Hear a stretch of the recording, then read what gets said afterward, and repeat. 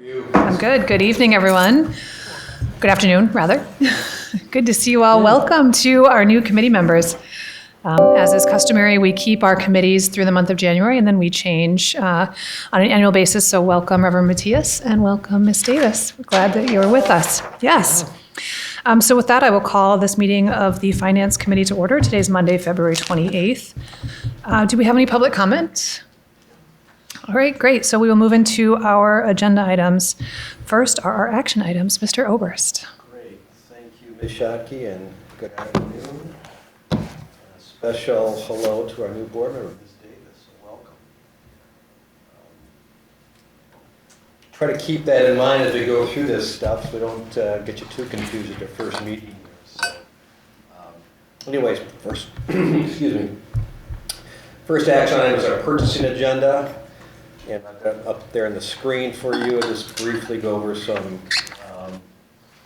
items here. The first item there, Health Bar LLC, we've had a shortage of, no surprise there, nursing. So for the first time, I think in a long time, we've had to resort to using a temporary service, and that need continues. So that's just an increase for those services for the remainder of the school year. Down to number 3 there, Business Plus, there's a 2011 upgrade for new operating system that we'll embark upon here in the next 30 days or so. It'll be a few months for that to take place, and that's an additional cost of about $82,000. Under the support materials, the big item there, are, say item 3, is a custodial services, a 3-year contract. Bid process, and I think we've got 3 respondents, and we selected 2 of the 3, as you can see there, for the total cost of just over $2 million for 3 years of assistance.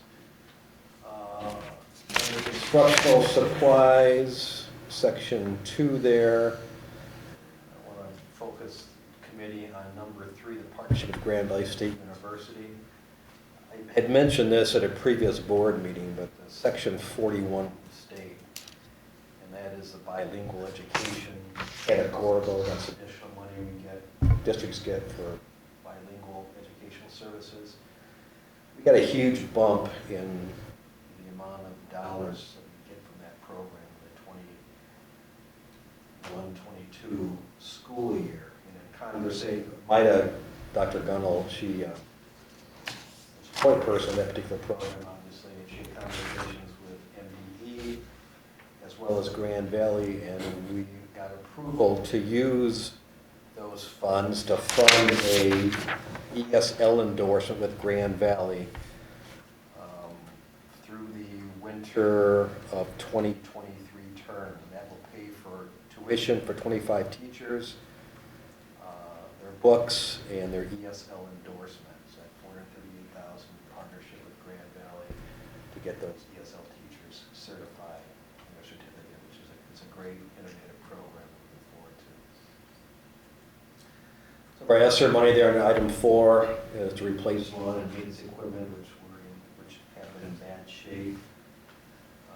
Also number 5, these are a couple of Ford vehicles at $250,000. The reason being is those are our salt trucks. So they're large pickup trucks with salt dispensers, and even though we order these things now, they're likely not going to be delivered until a year from now. That's how backup supply chain we've been talking about. This still relates to some of these automobiles and pickup trucks, etc. And then I think we've talked about in connection with ESSER funding. This is on our initial ESSER investment plan that the board approved back in July. Upgrade to 744 classrooms in classroom technology. So it's whiteboards. It's Craig's here. You can take that equipment there as you do all this stuff. Yeah, whiteboards, document cameras, audio systems, projectors, all that stuff. All that stuff. Yeah. 744 classrooms. Again, went through our bid process. While we had interest from a number of different providers or vendors. Only 2 actually responded. And Moss is the vendor that won the bid. It's almost $6.2 million. And again, we're shooting to get this done by the time those ESSER funds expire, which is June of 2024, unless they're extended. And Moss, once approved by the board, we'll get going. It's going to take some time, and obviously we can't do the work in the classroom when kids are there, so it's going to be third shift work, break work, summer break work. And there is still, with that particular hardware that Craig just mentioned, there's still a supply chain hold up with that stuff too. In fact, we're still waiting on stuff ordered in August, you said, Craig?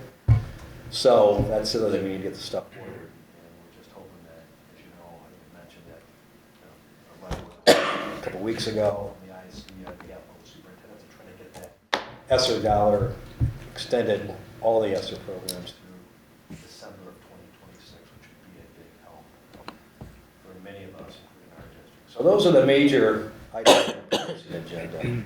Any questions that I can answer for the committee? Well, the question I had with the bilingual, excuse me, I got something in my throat. Is that something going through our education in terms of talking about the certifications for teachers and what that looks like through the academic committee? You know, as far as what the plan is, the commitments are, if they're getting their certification. Yeah. That's there's commitment to stay with the district for a period of time, and I don't know all the particulars that relates to that from Matthias, but it was run with the board, with mine and the academic team, and as well in partnership obviously with Grand Valley. Yeah. So yeah, so again, it's something that's needed. Yeah. Obviously. So. Question on the contract with Dr. Campbell. Yes. We're adding 91,000. Adding 11,200. Oh, we're adding 11,000. Okay, Yeah. I'm sorry. 80,000 was already approved, and it's ongoing work. It just needs some Thank you. I misread that. I'm sorry. Other questions? All right, could I please have a motion for approval to move this forward to the full board? So moved. Support. All in favor, say aye. Aye. All opposed, same sign. All right, motion carries. Thank you. 3 donations for your action this afternoon. The first being the Building Champions campaign. You get a sneak peek at this last board meeting last Monday from the foundation executive director. In your packet, Union High School, which was approved by this committee and the board, gosh, a year and a half ago maybe. And at that time, we had mentioned that we were in the process of developing a budget for Ottawa Hills also. And you can see what's on the screen there, a little summary of what we're looking at for Ottawa Hills. Both the Union High School Building Champions project and the Ottawa Hills, we'll see this in just a minute, are also being seeded, if you will, $500,000 each of ESSER funds. We can make a case that we can use those funds to improve our athletic facilities and opportunities for all of our students. So Union High campaign, again, this has already been approved. The only change we've made is we added the ESSER funds at the very top there in terms of total amount raised. We need sort of $1 million from other philanthropy. I believe we've raised somewhere about $500,000 of that $1 million. And then the ESSER funds from the school district, which actually will be spent directly, does not go to the foundation, we spend it directly on these particular projects. You can see there just for your review and again where those dollars are budgeted to go for the union program. And then what you haven't seen, and like your action today on, is the Ottawa Hills campaign. This was developed in concert with obviously the athletic directors and the coaches at Ottawa Hills. Kurt Johnson, our district-wide athletic director, and baseball, softball field upgrades of $600,000, electrical upgrades, practice field upgrades, and say $500,000 for football. Some spending for the swimming program over there, which has had quite a bit of success recently, which is a great thing. And then track resurfacing, and then some money in there for strength and conditioning coach for 3 years, football assistant coach support for 3 years, and campaign administrative costs. About $2.3 million for that campaign. Again, $500,000 of ESSER funds, about $1.8 million from philanthropy. And this will be kicked off as soon as this board approves it moving forward. So I don't know, John, he's not here, but he's been involved obviously too. But I'll attempt to answer any questions you may have on this one.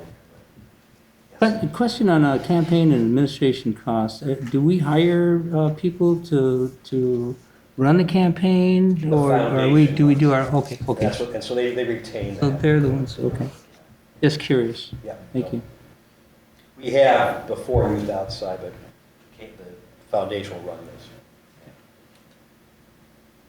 Is the approval today just specifically because we've added in the ESSER funds? Because have we approved the campaign before? Just help me with the Yeah, I timing. mean, what you're really approving is, this is being run through the foundation, so you're approving the donation of this Yep. back to the university. And as I understand. any expenditures that exceed the board limit of $25,000 will come back to the purchasing agenda also. But right now, you're approving the acceptance of the campaign funds Thank of the you. district, okay? Okay, Yeah. makes sense. Great. Other questions about the specifics? Okay, great. May I please have a motion for approval of the GRPS Building Champions campaign? So moved. Support. Support. All in favor, say aye. Aye. All opposed, same sign. Motion carries.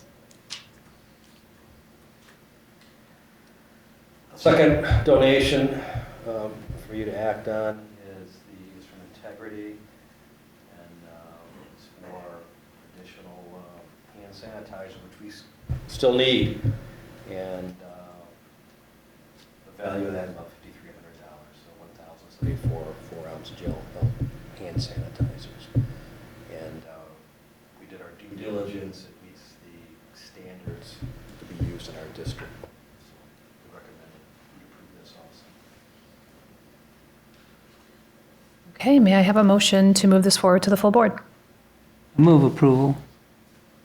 Support. Support. All right, all in favor, say aye. Aye. All opposed, same sign. Motion carries. And then the last donation just came down the pike a couple days ago, was from the United Dairy Industry of Michigan. It's called a freestanding coffee bar at Ottawa Hills. It's really to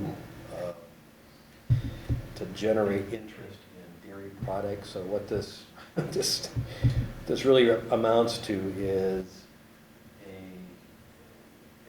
Philip Green, our Director of Food Services, this is actually approved for federal reimbursement, if you will, in terms, because it's really a lot of milk and fruits and just a little bit of coffee. And although at some point it could be expanded to sell coffee or lattes to the staff, but to the students it'll be essentially a meal, if you will, or qualified for a meal. And so they donated the, as you can see there, the beverage bar, ice machine, utility card, et cetera, It'll be manned by the food service staff at Ottawa Hills High School. The recommendation is that the board accept this donation too. Do you know why they chose Ottawa Hills? If there's other donations of this? Interesting. Okay. I tell you, if you approve it and it gets installed, I'm gonna go over and check it out. Do we know how long that supply, like, what's the time frame of it, or? I don't know, it Yeah. depends on demand, I mean, because we don't know that yet. But Okay. like I said, it's, according to Philip, I discussed with him, any future costs would be federally funded with food service dollars. Oh, So, okay. motion. It meets nutritional guidelines, because they're throwing fruit 'Cause and it's milk in and stuff like that, that's, yeah. So, Wow, that's nice. Yeah. So, yeah, so they're gonna upgrade. I mean, they're gonna go to school, grab a thing. Wow, okay. a renovated building, a renovated sports program, And a coffee bar. And it's Right. to attract new students, I'm not sure what. Nice. Any other questions about this?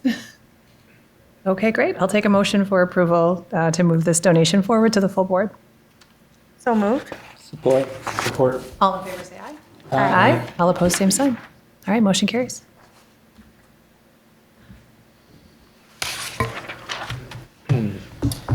All right, down to reports and updates.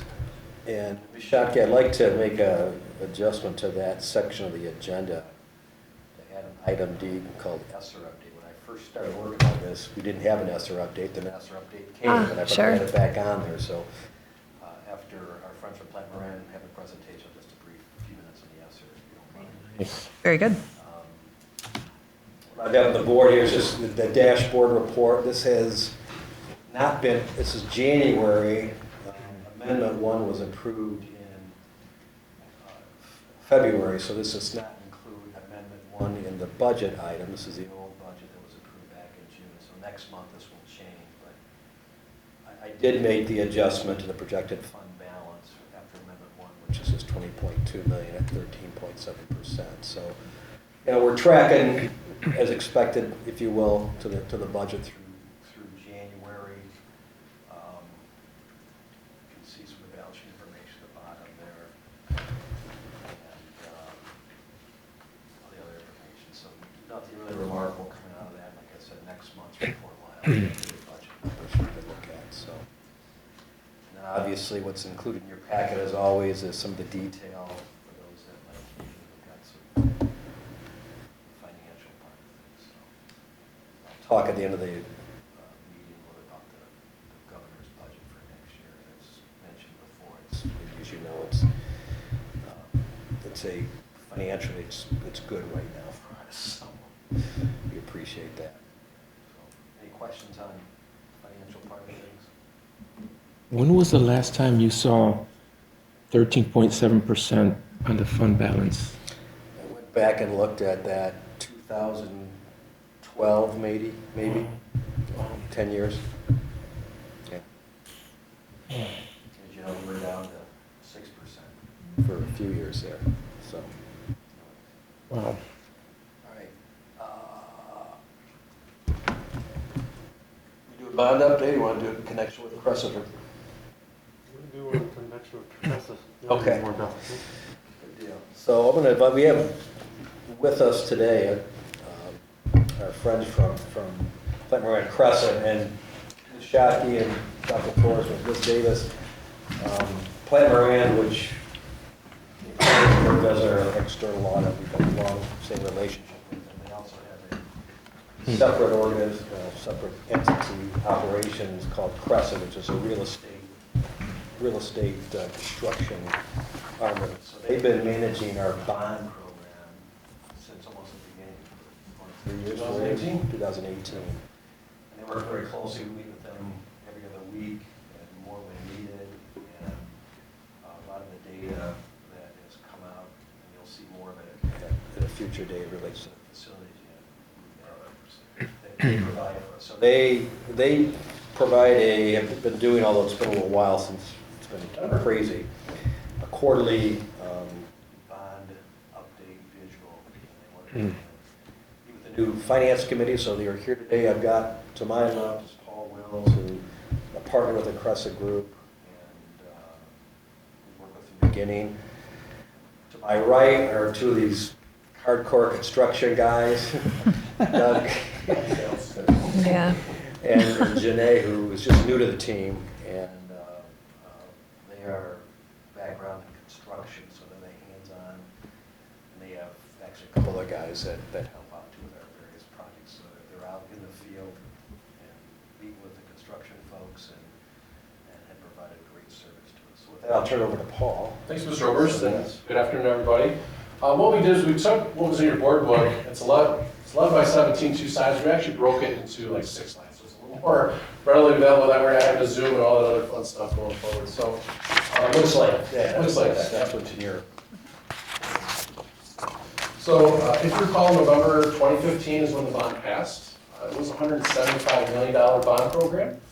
And it was really in two series. We'll talk about that, the importance of that as we go forward. So the first bullet again, we'll actually see is the $175 million, but as Mr. Oberst mentioned, there was some philanthropy, about 11.7 or 12.2 million, depending on how you count the coins, if you will. So the total capital program relative to the bond is about $186.7 million. The three construction, technology, and safety security circles that you see there, that represents roughly the construction portion, about $161 million. Of which about 110 million was going to be really geared towards the high schools, and the other 52 million was going to be the remaining elementary, middle school programs. As you can see from a technology standpoint, we're almost 100% expended, which we'll get into some of the later slides of why that is. And then the safety security component. So technology-wise is about 12.5 million, and safety security is about $5 million. And so that kind of makes up the three major buckets of the bond program going forward. And the rest of those bullets you see on the slide are really geared towards what was on the ballot language. So if I'm a voter, a resident of Grand Rapids Public Schools, I can go to the ballot language. And the most important part is the plan was going to be done over a 5-year particular time period by series. And again, we'll get into a little bit of the details of that going forward. So on the next slide is kind of those three same circles. So across the top, you'll see construction of $161 million. I've got committed amounts of $123.3 million. Again, actual approvals from the board of $118 million. Right now we have about $1 million of unallocated reserves, which kind of ties you out to the $161 million. Technology-wise, like I mentioned earlier, we're about $12,500,000. There's about $10,430 of future forecasted commitments, which would round that off. And then lastly, safety and security. That's going to follow the next series of projects. So as we complete roughly about 52 million that Mr. Phillips will kind of outline here. That kind of takes us through the remaining portions of the bond itself. So again, these were the budgets that were really created in the 2013-2014 planning time period. So again, the bond passes in 2015.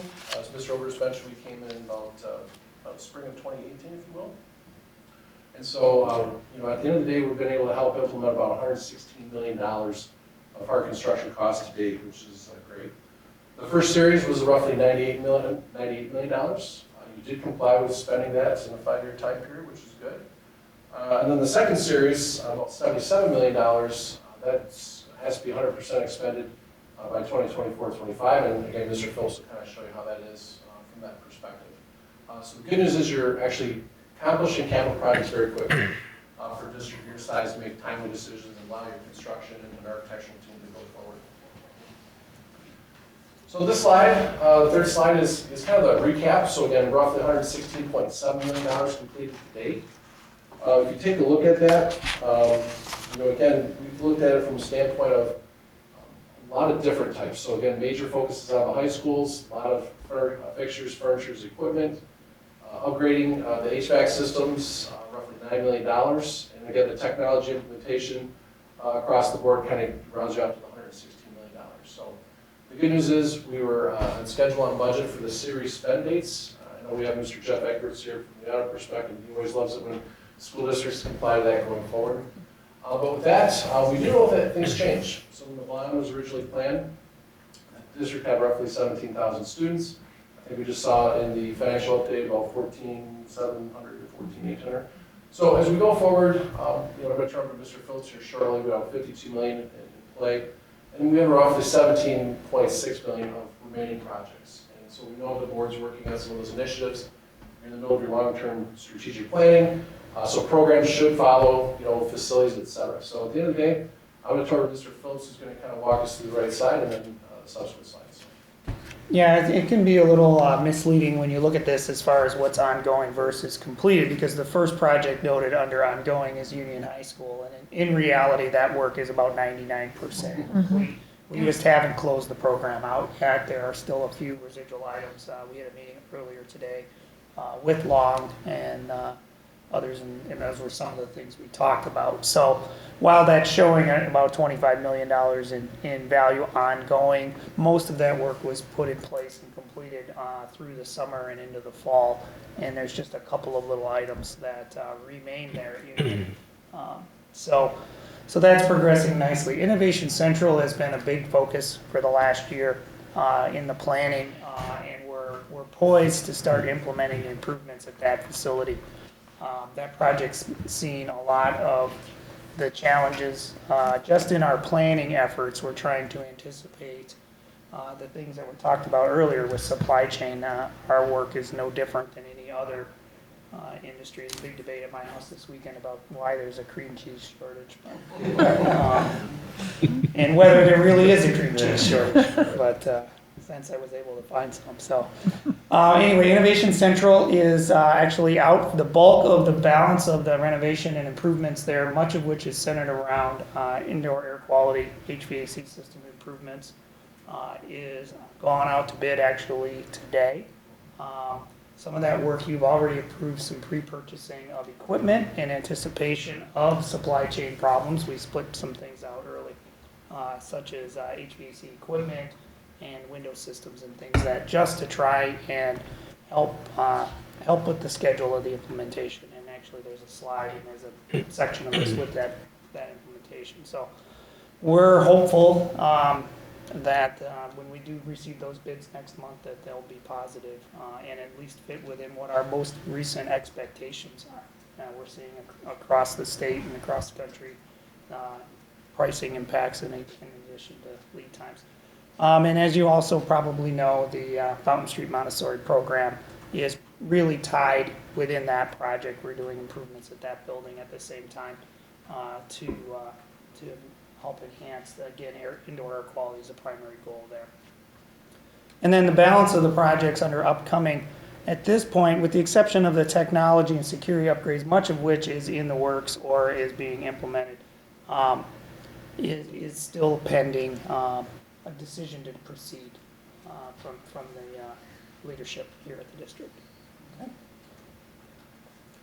This slide just includes bullets of the things that have been happening here in this quarter. I just mentioned they primarily revolve around the work at Montessori and Innovation Central, although Janae is involved. As Larry mentioned, she's just recently joined our team. She's working on some projects that we're also overseeing that are being funded due to the availability of ESSER funds to the districts. It allowed the district to free up some dollars to address other things such as playground improvements, some heating and cooling improvements at a number of other buildings, and some other roofing and such repairs. So again, we're working with consultants to put the designs together for those, and hopeful that we can implement some of those improvements this year, presuming supply chain allows us. We've got playground bids are due The 11th. 11th of March on how many buildings? 9? So Janae is, and obviously if we can, part of those proposals, we've asked contractors to make a commitment as to how many of those buildings they could actually do this summer. And that will be a criteria that the district and the committees utilize to select vendors is, can you make a difference this year for the kids at those campuses and at those buildings, so. May I ask a quick question about that? With the playgrounds, are some upgrades or complete renovation of those playgrounds in those 9 buildings? It's just upgrades. So Upgrades, okay. They're not complete. Yep, perfect. You're talking about Southwest. Except for Southwest, which Sorry, would be, yeah, okay, Southwest good. is being Perfect. is separate from That's those not a 9. process Yeah. that started. Yeah, Involvement from the kids in the community. yeah, perfect. So Southwest is kind of a A different standalone, yeah. bid package. Yeah, that Sure. one's not out. That's still in design development phase. One Okay. of the focus, I think I mentioned before, in the ESSER meetings we had, going back a year or so, to meet with the special ed team.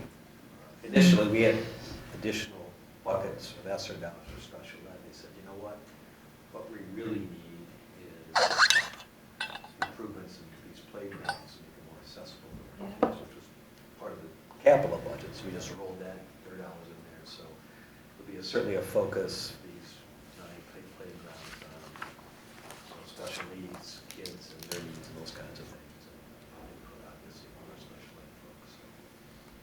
Wonderful. And that came up in teachers, small meetings, action leaders, small meetings. It came up in internal small meetings, so it would be a common theme with the playground. So. Yeah, the beautiful thing about those improvements is usually they help all kids, right? And not just Yeah, students that have an They ability. do, yeah. Yeah, mhm, great. Okay. And then the last piece of the update dashboard report is just the block schedule for the Innovation Central work. So as you can see, we're out to bid. You've approved bid packages 1 and 2 already. Bid package 3 is what's out now, and the goal is we'll be commencing work at the school this summer. It'll be pretty intensive. And then that work will be phased through the building over the next year and a half to wrap up at the holidays at the end of 2023, ideally. So.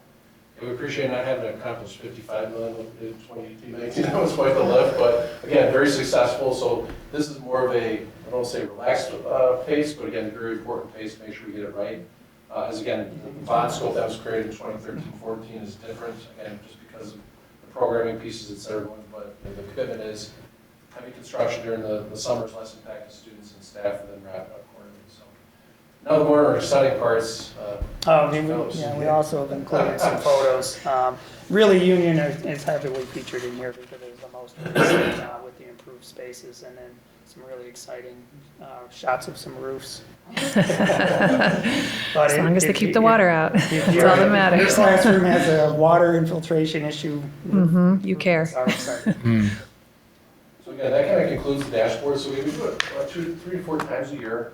Dr. Roby, when we first came on board, we kind of walked her through the bond program as well and showed it previous. So we do really appreciate your time this evening to kind of share the dashboard report. And by all means, if you have any other further questions, we're here to answer those. If not, maybe get them to Mr. Oberst afterwards, and we'll be able to hopefully answer those questions. Sure. Remind me, your role is like an owner's rep, is that correct? Okay, Yeah, perfect. that's our rep. So again, we've worked with very large districts from Detroit Public Schools, Utica Schools, Wall Lake. We work with Grand Rapids, Caledonia, Porter Schools, K-Reese, even at the ISD level. So my background's in architecture, so I'm an architect working for an accounting firm, that's okay. Yep. Engineering, obviously, I have the construction pieces, but as Mr. Over said, we also have project cost accounts. So to help the administrative team really track $186 million and some change, to make sure we're looking at the spend rates, to make sure that things are in compliance. So again, we really do appreciate the opportunity. Again, just trying to be the eyes and ears and muscle for the capital program. What are you seeing in bond trends right now with districts who are going out for bonds? That's a great question. So a lot of districts have paid off their late 90s bonds, so their 20, 25-year bond rates. Interest rates are still extremely favorable for districts. So what we're seeing is actually the renewal of the existing millage rate or a slight decrease, which is still generating hundreds of millions of dollars. A lot of districts right now are doing their long-term strategic plan, which I know you're kind of wrapping up yours as well. So what kind of academics do we want to learn, and does that mean we have to renovate? Does that mean we have to build new? Is it a combination of both? As I mentioned, you have about 17,000 students when you start the process. A lot of districts are looking at maybe some underutilized facilities and strategically how to handle that. But that's the trend right now. It's about a 94% pass rate over the last that's 10 good. years. Yeah. Zero bill rate. It has to be the right proposal. But we've worked with a lot of districts in the last several years. With the capital assessment, which I think we presented back in December last year. Again, you have 60-plus facilities, you have square footages, and so you take a look at your 10-year capital plan, and then you overlap your financials, and again, you incorporate that money. But a lot of our districts right now are zero mill, and that does include building some new. So it's cost avoidance of some underutilized facilities, but really giving back versus taking something away as you go through that planning process. So. Great. Colleagues, you have any questions? I appreciate it. I went to Union and having worked there and seeing this transformation, man, it was nice. And you can see the students really enjoy the new facility. It was almost finished. There was some stuff blocked off, but overall, even the staff, I felt really pumped about their new space and stuff. And so spend 25.6 million, you're going to see it. So, that's the best part. A lot of our districts will spend $10, $15 million out of high school. That's a lot more than mechanical electric, but you got some phenomenal educational spaces, phenomenal support spaces for staff, teachers, for community members as well. So. there's actually a front entrance now. So. It's beautiful. It looks Yeah. nice. I didn't know how to get into the building. Yeah, I still go through the back, through That's what I the did. gym, yeah. Yeah, I was just there. I was assistant principal there for Okay. a year and a half, and it's really different in the pictures, and You want to go back now? it's awesome. No, you know, I'm pretty much done. Yeah, I'm sure that, But it was awesome. Yeah.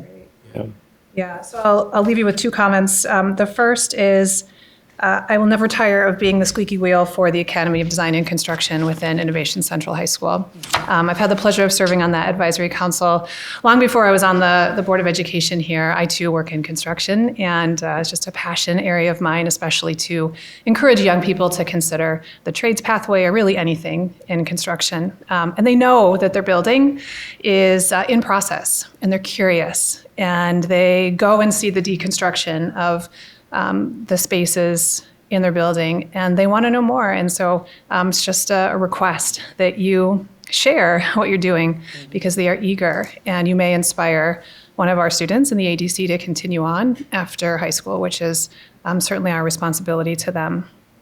So don't forget about them. They're there. Please don't lose this opportunity.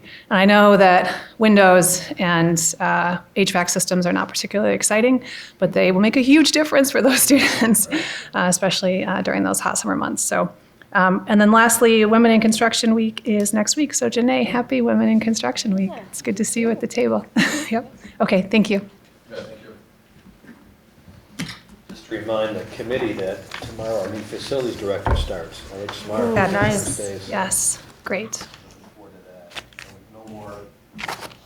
No one more so than Mr. Johns. I can imagine so. Anything to add, Bond? Thank you, gentlemen and ladies. Thank you. Appreciate it. You're welcome. Quickly, ESSER update. I don't recall if I mentioned the board. Initially, wasn't much to give, but we last week? Yeah, last week, ESSER 3 application, which was filed on December 15th. We were waiting with bated breath to hear back from MDE. We heard back from MDE. They approved it without any questions or comments, which is I congratulate Rhonda and my staff who took the lead in that. And pounded out with our staff to make sure she got the details she needed for that application. There was a lot of detail. How many pages again was it, Rhonda? That one, I think it's between 35 and 40. Yeah. And now the issue with that is at the time we filed it in December 15th, only about 49 million, the total 74 million was available for us to request.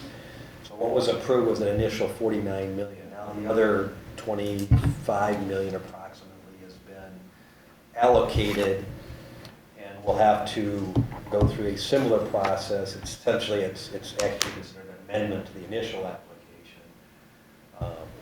We don't need to address that right away, but we will get to that. I've already spoken with Mr.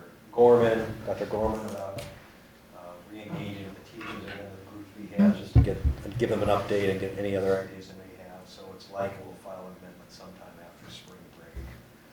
It's a lot of work, and we want to make sure we get all the input again before we file an additional 25 million. And as I mentioned, I think both ESSER 2, which is still outstanding money to spend there, and ESSER 3 applications, we can amend at any point in time. So, Has that 25 million extra been talked about already? the discussions that have taken place with the budget you approved back in July, and then discussions you had in the small group, stakeholder groups, have all been based on actually ESSER 2 and all of ESSER 3. Okay.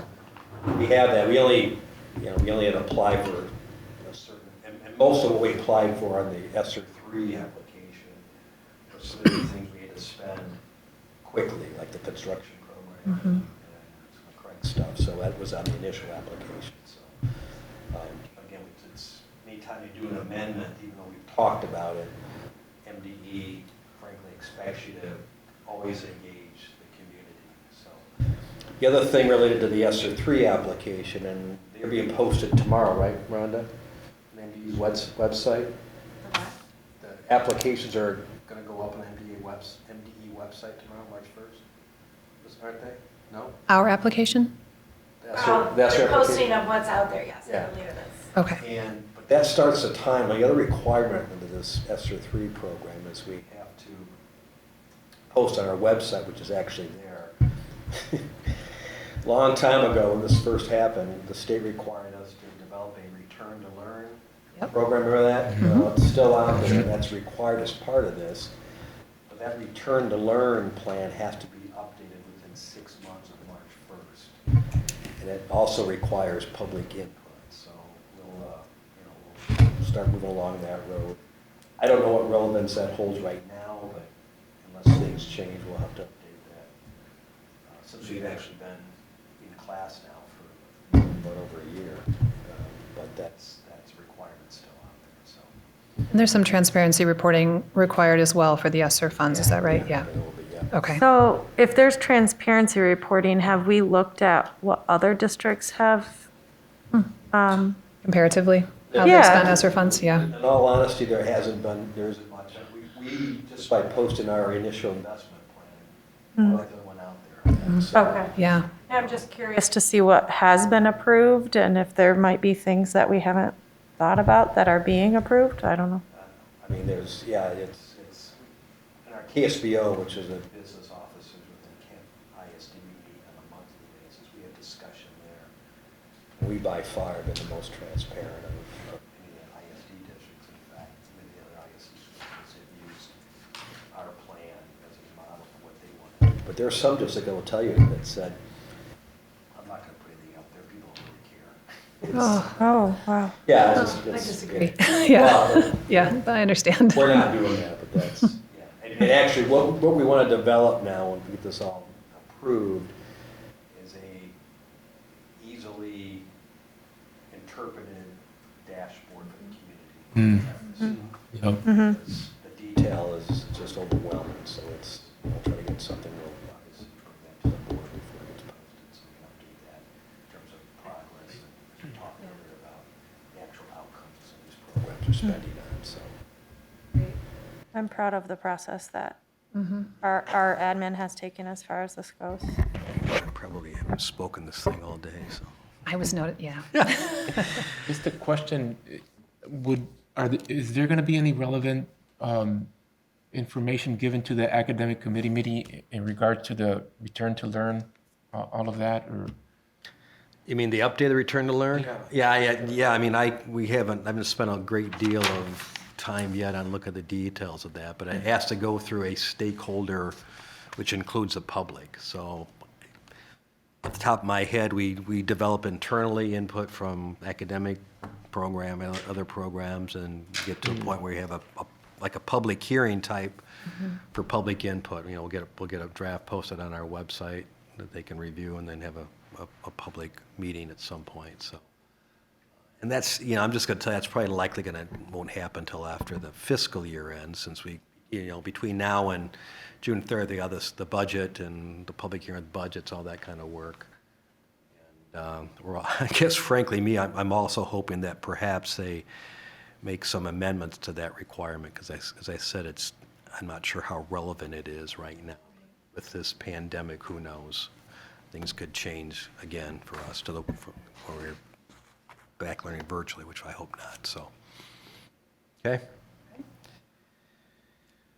All right, the last thing on the agenda that I have is, under policy, just an update on the governor's budget, which he released earlier this month. And I've taken some slides from a presentation that MSBO did that I think talks about the high points. It's intended that the House and the Senate will come out with their versions the third week in March, and we all believe that it'll be the third week in March because this is an election year, and they all want to get out and campaign and have something to campaign on in terms of here's what I want and recommend for the school. But the positive is the governor's budget is a very good budget in terms of dollars into the educational system. The highlights you can see there focus on 3 areas: strategic areas, historical, equitable funding, and we'll see that in just a minute as we get into the details. The talent drain, the talent shortage is high on everyone's list, and then the other big issue, of course, is mental health and safe schools. So those are her funding priorities, and that's where the dollars, both the reoccurring dollars and some of the categoricals, which are special one-offs, maybe, that sometimes last for many years. So in terms of equitable funding as it relates to the foundation allowance, currently our foundation allowance is at $8,700. And you may recall a year ago, back when Proposal A passed 20 plus years ago, the intent was to get everyone up to a same per pupil funding level. And last year, with the additional federal funding, that finally happened. So all districts this year are at $8,700 per pupil, and the foundation allowance of $435, and the governor's proposal applies to all districts. So she's proposing a 5% increase up to $91.35. That is $580 million to the state budget. Based on our projected enrollment for next year, that's about $6 million in new dollars based on the foundation allowance increase, about $6 million.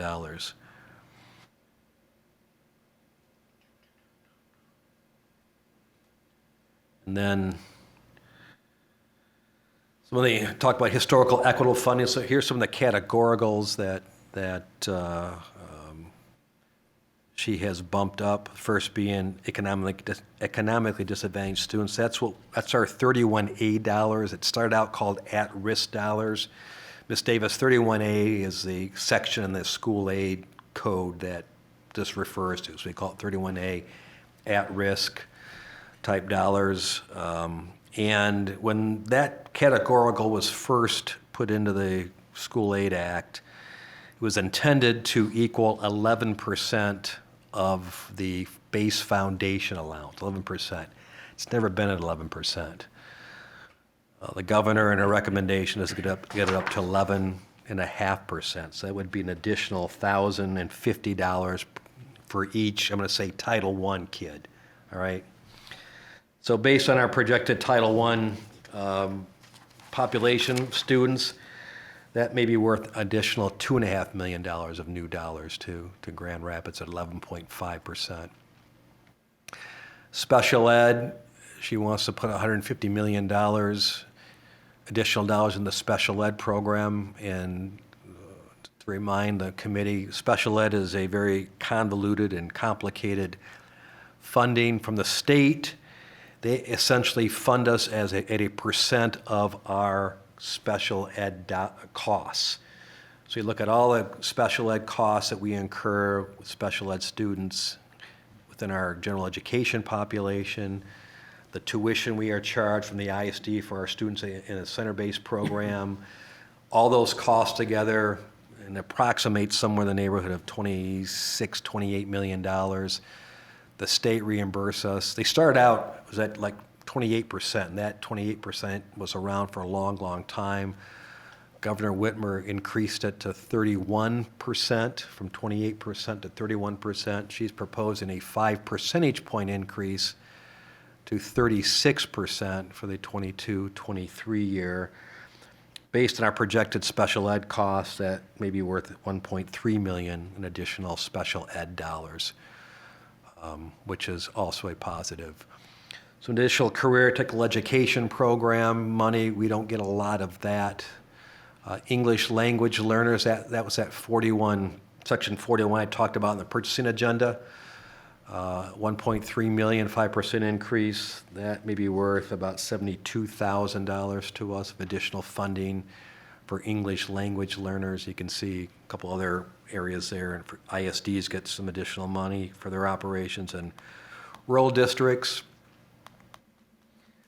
Early childhood interventions, that's our Great Start Readiness program that we are funded. That also, Ms. Davis, in prior years, the GSRP, you're awarded a slot, full day slot. We have, all our GSRP are half day programs. But we're funded on a per full day slot, which, again, up until last year, had always been significantly less than our foundation allowance. But last year, it was increased to the foundation allowance of $8,700. The 435 increase the governor's proposed, the base foundation allowance she's also proposing for GSRP. So that'd be $9,135 per GSRP full-time slot. We have this year 1,351 full-time GSRP slots. If that stays the same last year, at the additional 435, that's an additional 588,000 in GSRP funding. We may have some more slots.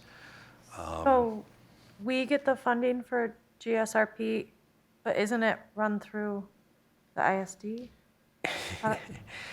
Yeah, it is. It is. It used to be they send us the money. This year, we have to apply for the money.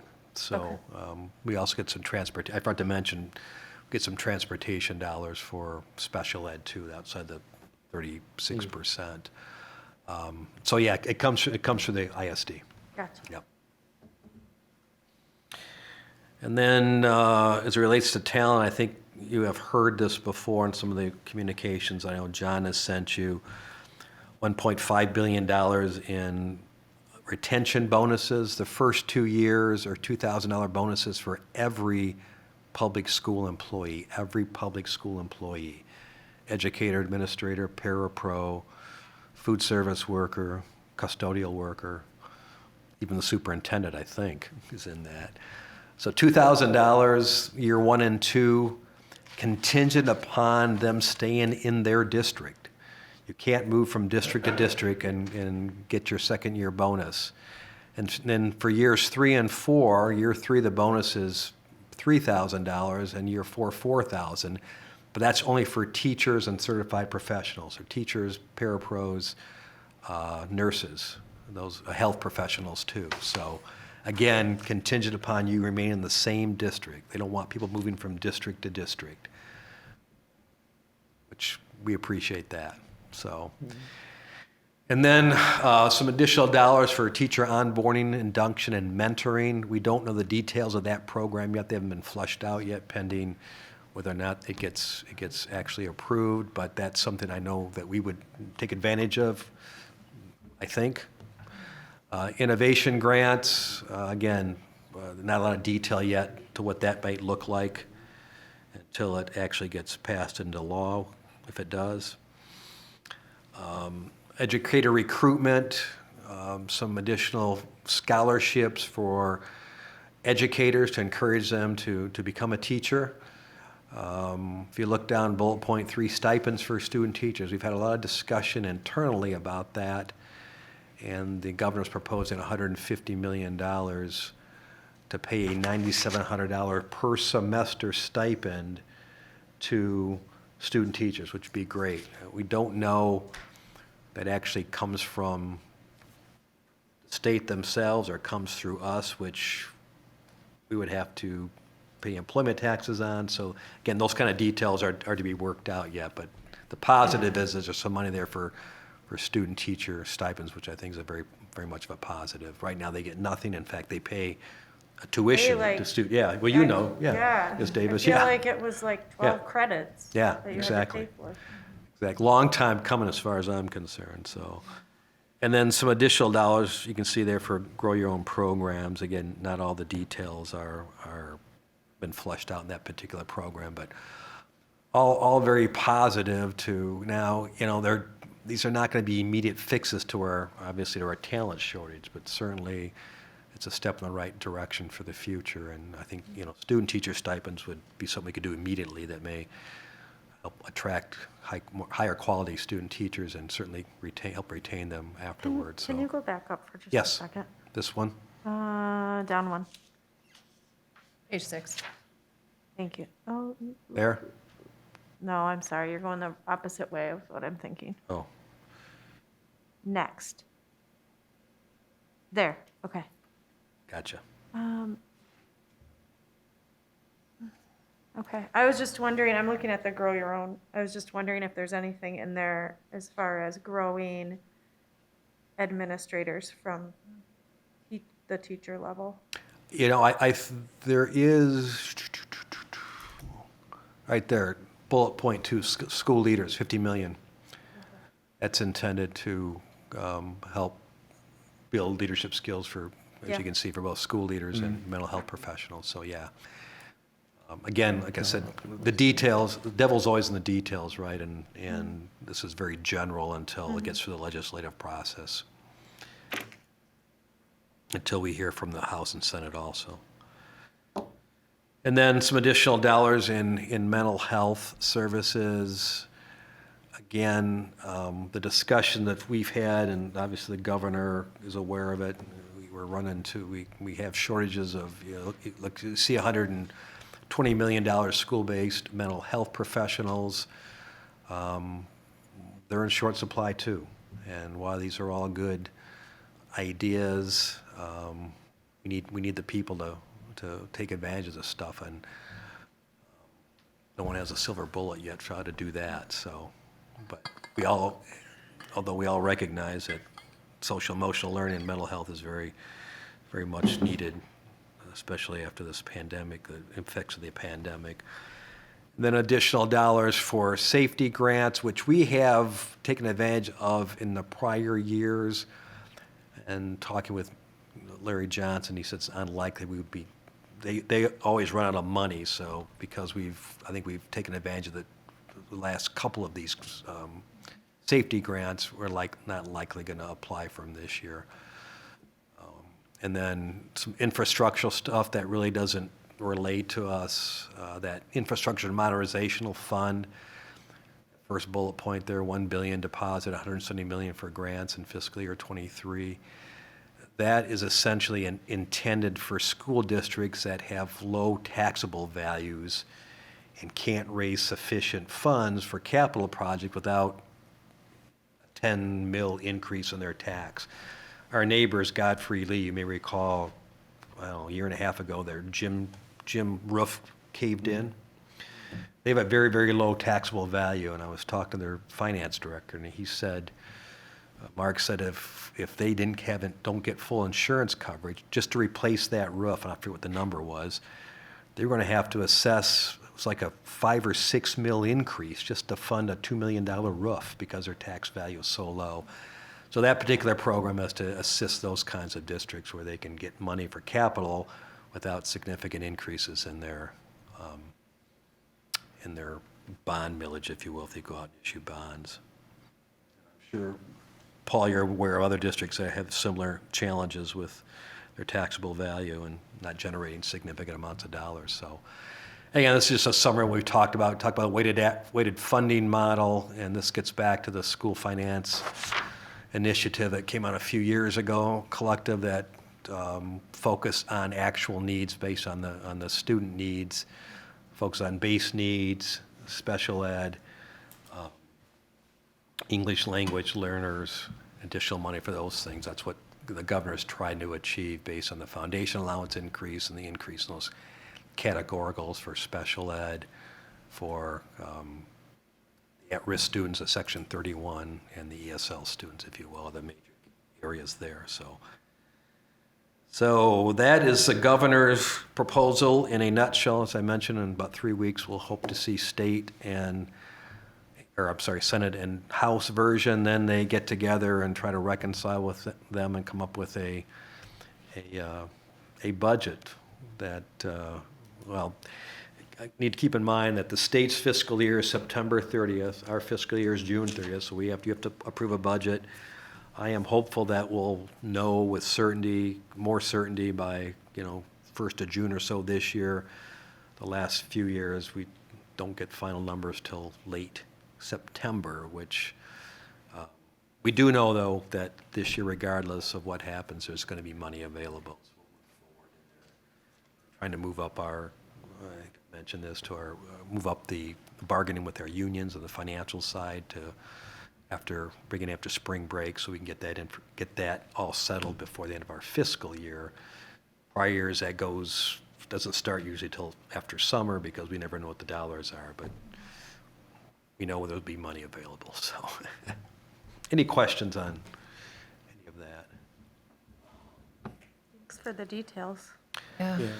It's such Yeah, good so news. if the House and Senate come out in time, then hopefully I'll be able to, at our March meeting, give you an update on where they came in, and we'll see where the differences lie, so. Yeah, such So- a shift. Go So ahead. when you add up the anticipated additional yeah. revenues that we would have if this were to be, were to be approved, each one of these categories that the governor's proposed, what would that amount to? 10.5 million. Ten- 10.5 million of those major areas I talked about. Right, There's right. bits and pieces other places too. But again, the projected to be about 10.5 million with foundation allowance, special ed, 31A, and ESL, and GSRP.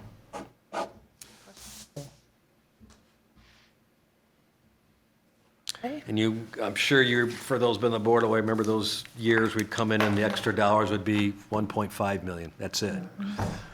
And our hard cap costs went up more than 1.5 million. So we had, yeah.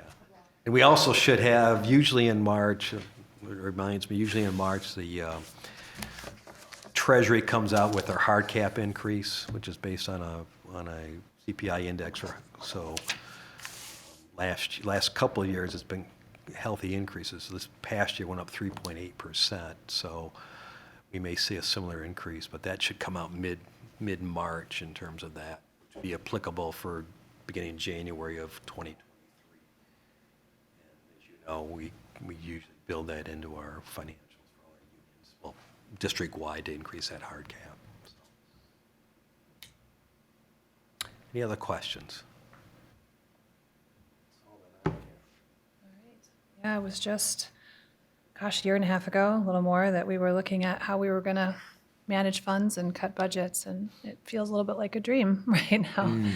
Yeah, but long overdue, and such a benefit to our scholars who are so deserving. Yeah, we were having some conversations internally about, as we're in the budgeting process. We had our building budget meeting last week, actually, and I was talking to Rhonda here, and she's been around a long time, as you know, and she said, I was always hoping I would still be here when we had money to spend, because, and we're in that next couple of years, we finally have some money that we can work with, and because it's always been not much to work with, and cuts and everything else, so. Yeah, So get it's to have good. some fun. It's a good time right now. We appreciate it for everything that the legislatures have done for us the last couple of years. Yeah, great. All right, well, I will just close by telling Reverend Matthias I owe him an extraordinary apology. I can't believe I welcomed you as a new committee member. I am so sorry. I am so embarrassed. Rather, you are very deserving of recognition for your leadership last year on this committee. So I hope you'll accept my apology publicly, and thank you for your leadership. All right. No problem. Okay, with that, we can adjourn the meeting. Thanks, everyone.